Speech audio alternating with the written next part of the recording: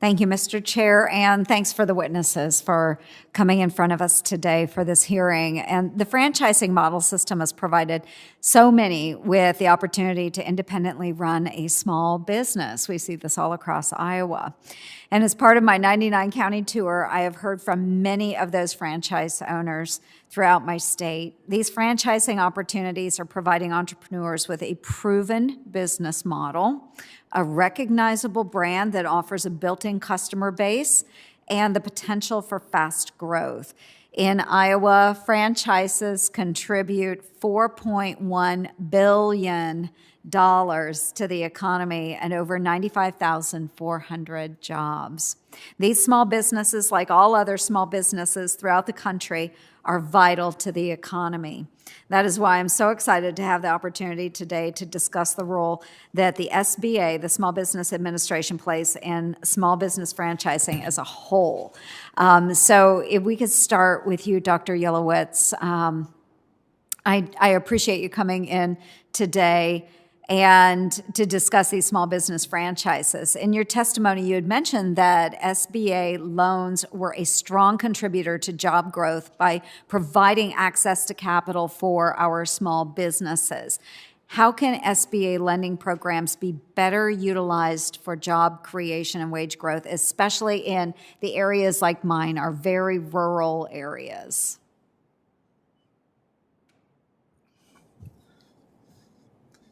Basically, SBA loans, the studies that I've reviewed show that there is some job growth from those loans. On average, around 3 to 3.5 jobs are created per $1 million of loan.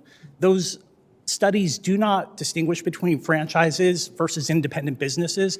And so probably my biggest take would be to not single out franchises for any different kind of regulation than for any other sort of business.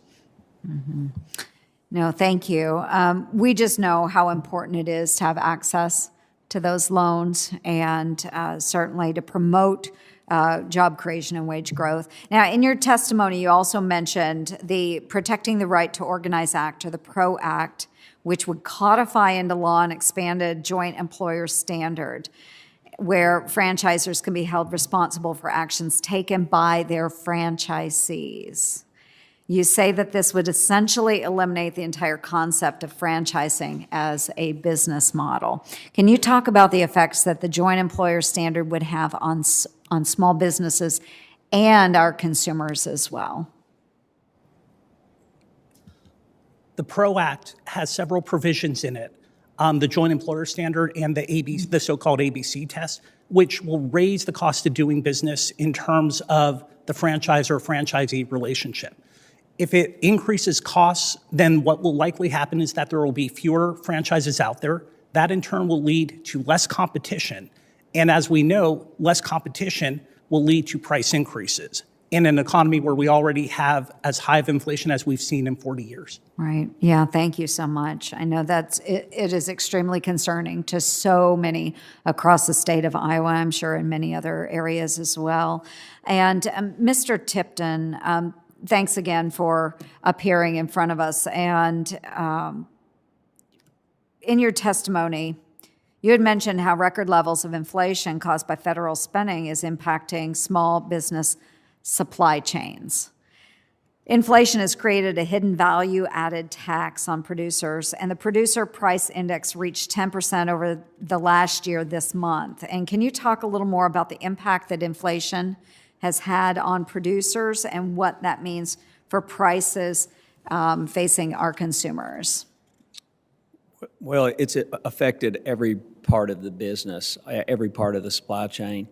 In my brand, we've seen increases on every single part of the company, from all supplies, everything from fuel costs, extras, you name it, across the board. There's been increases in everything, and that's led to across the board price increases from the brand to the consumer, which we've already implemented one price increase just a few weeks ago, and we'll likely see more at this rate.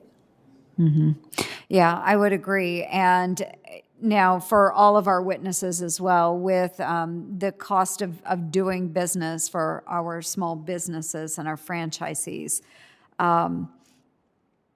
do you see this as being transitory? And if it is not transitory, at what point do we ever bring those costs back down, and how does that happen?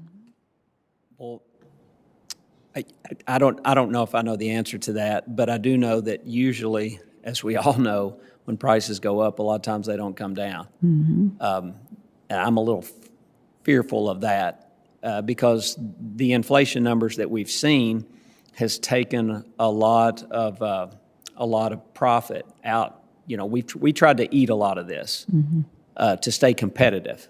A lot of fast food brands were trying to do that, but it was just too much. Still had to raise prices, and we're still, profit margins are far less today than they were the same time last year.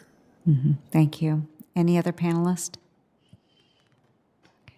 Yes, I would like to say, I think the costs are transitory.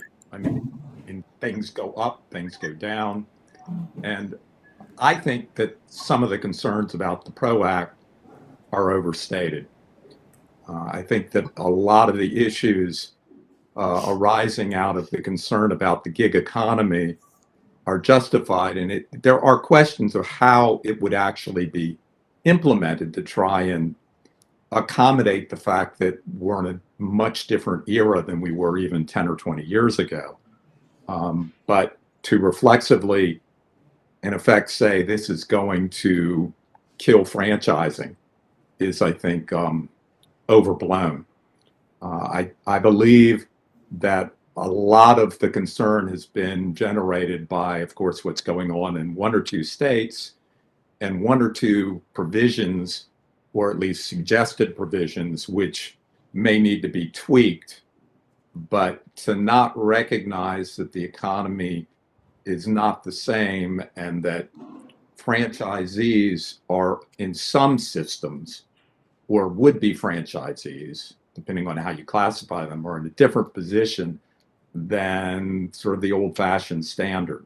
So whether you call them an employee, or in one of my articles, I talk about them as dependent contractors, not independent contractors, can vary. A lot of the issue really for the systems on a macro level, I think, is that some franchise systems are doing very well. Their franchisees are doing well because of that. And they justifiably, as Mr. Tipton clearly is, are proud to be and happy to be in a system. But I am concerned that the ones that aren't doing that well are actually sort of a drag on franchising generally. I mean, that's what led to the first real legislation in America, in California and other states, was the history of problems in the 1960s, early 70s with people that were basically churning franchises. And I'm not saying that's happening in most systems, but clearly what Senator Cortez Masto was referring to in some franchise network systems was such a thing. So I don't see how the proposed bills really would necessarily have a dramatic impact on costs. I think a lot of the work that's being done to furnish data is already cooked into the system, and it's just a question of doing it more effectively. It's not so much there's too much information. There is a lot of information, but it's just that the accessibility of it is not that easily available, and that's why I use the metaphor of a fire hydrant or something, just spewing out all this information, but it's not really that well organized. And a lot of prospective franchisees throw their hands up and say, "Well, I think I feel comfortable," and it really shouldn't be like that. They should have better access to the information. And as I understand it, a lot of franchisors are in favor of that. They don't have a problem with that Thank information. you. I want to offer the opportunity to other panelists as well. Oh, yes, Thank I you. understand. Thank you. Yes, please. One thing that I think would be important to emphasize is that you spoke about some of the provisions from the PRO Act, which is quite a bit different than information disclosure. And what I would point out about information disclosure is there are thousands of brands out there that compete with each other in terms of providing information, and those that are providing transparent products will find more takers. So I think the market as a whole, the private market, will, in a sense, solve many of these issues. And there might be stories about one or two brands, but there are thousands of brands out there. And remembering that this regulation doesn't only affect the one or two brands or several brands where there are these stories, but all brands is something really important to consider. And again, your question about joint employer, about the ABC test, those sorts of things, feels quite a bit different than the information disclosures. Very good. Thank you. Well, I will